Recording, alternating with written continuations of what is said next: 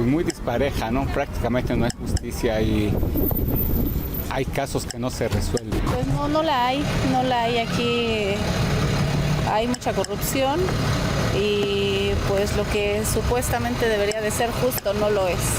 Pues que no, nada más es para el que tiene dinero, para el que puede más, influencias, gente detrás. Sí está corrompida porque cuando les toca a los artistas, a los ricos, así, luego indagan, ven y enseguida está todo ya como que ya agarraron a fulano, están y cual, ¿no? La justicia nada más es para los ricos, para los jodidos está bien canijo. Según la Encuesta Nacional de Victimización y Percepción sobre Seguridad Pública 2022, el 61.2% de los ciudadanos mayores de 18 años consideran la inseguridad como el problema más importante del país. El 58.3% de la población identifica a la Marina como la autoridad que mayor confianza le inspira, seguida del Ejército y Guardia Nacional. Por el contrario, las policías estatales, municipales, ministeriales y jueces son los que generan mayor desconfianza. El 74.9% de la población considera que la policía de tránsito es corrupta, seguida de los jueces con 67.3%. Ante este panorama se refuerza el planteamiento de quienes insisten en una reforma al Poder Judicial para que se combata la corrupción a fondo en los organismos de impartición de justicia.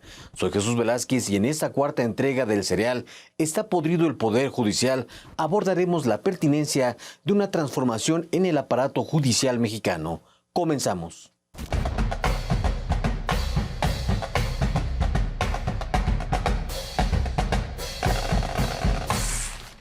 ¿Está podrido el Poder Judicial?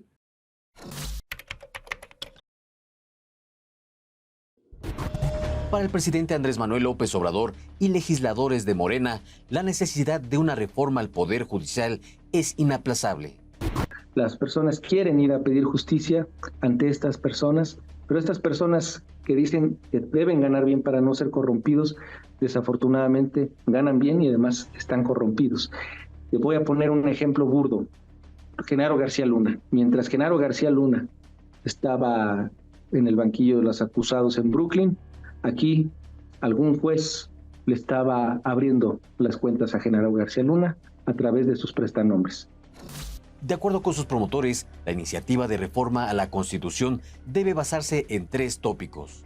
El primero es que los integrantes del Poder Judicial sean electos por los ciudadanos, como lo establecía la Constitución Liberal de 1857 en la época del presidente Benito Juárez. La propuesta implicaría reformar el artículo 96 de la Constitución mexicana sobre la elección de las y los ministros de la Corte.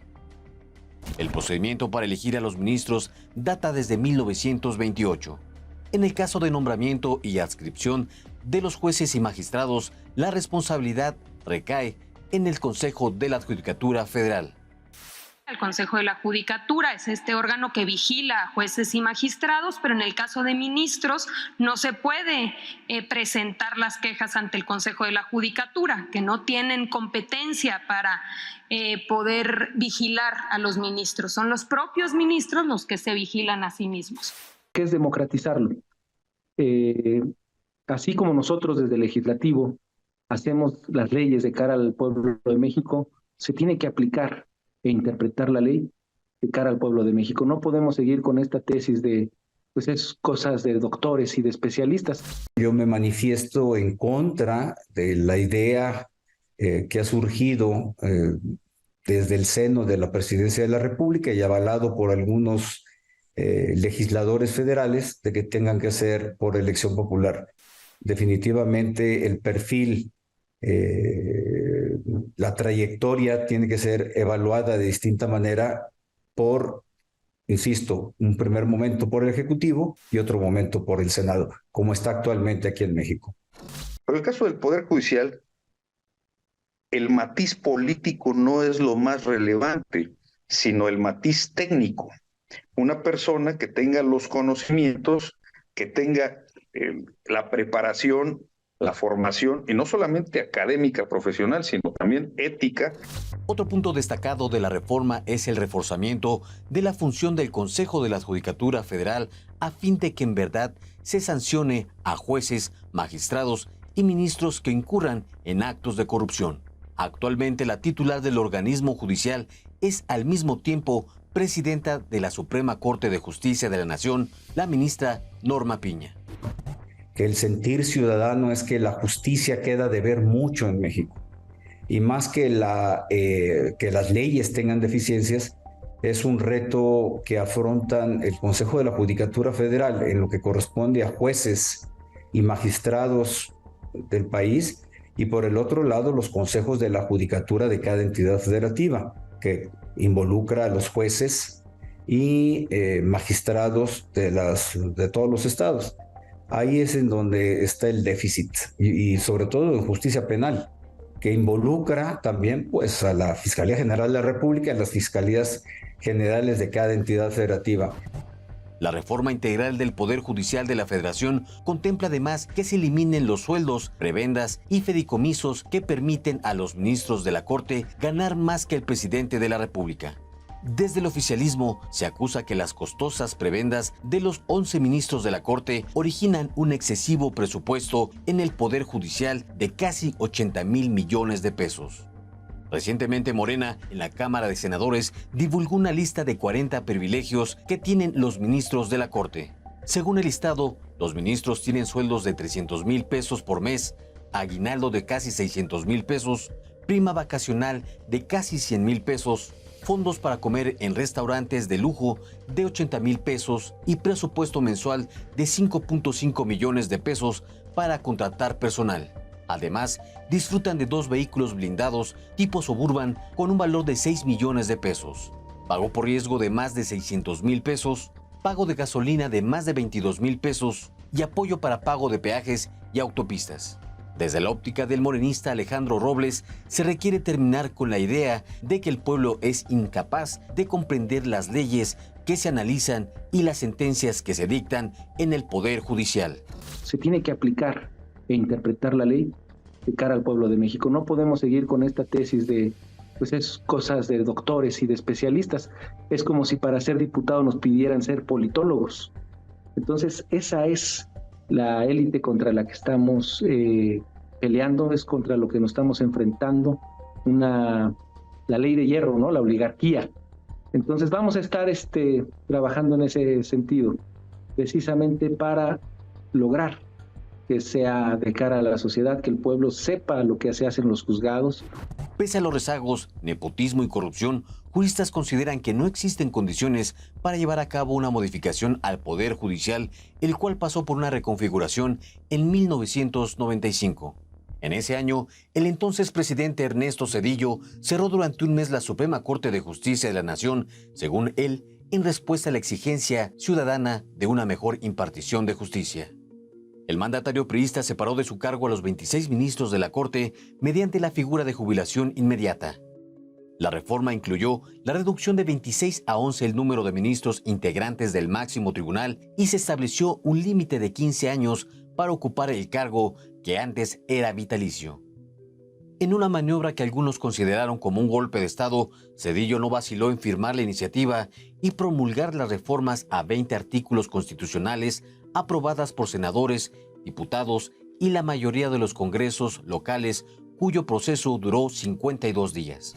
Bueno, en la Corte ciertamente existen personas con distintos cuños y con distintas ideologías. Eso es algo sano y natural desde mi opinión. Los ministros deben de concluir su mandato, que dura 15 años. Y lo dice la propia Constitución. Si estas personas ya fueron electas, no podrán ser removidos sino por una circunstancia que sea altamente gravosa o ellos renunciar por una causa grave.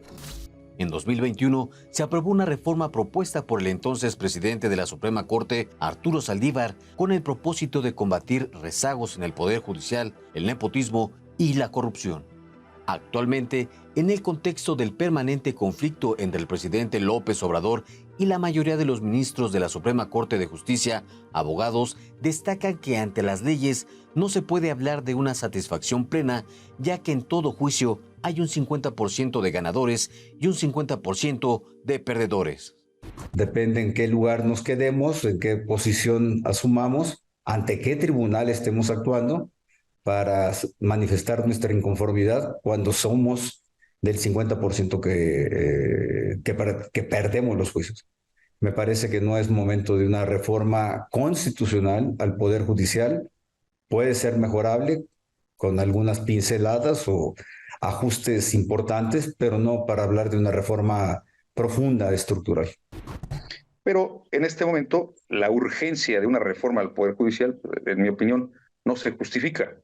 No hay circunstancias o crisis por las cuales podamos pensar que la reforma judicial tiene un carácter urgente y que debe ser apremiante. De lo contrario, el sistema va a colapsar. No, mi opinión es que no es el caso. La Suprema Corte de Justicia de la Nación es parte de una estrategia para contraatacar las iniciativas de la llamada Cuarta Transformación. ¿El máximo tribunal está en contra de los proyectos estratégicos del presidente Andrés Manuel López Obrador? ¿Se puede afirmar que en México se lleva a cabo un lawfare o guerra legal? En nuestra quinta y última entrega del serial ¿Está podrido el Poder Judicial?, responderemos estas interrogantes. Soy Jesús Velázquez. Hasta la próxima.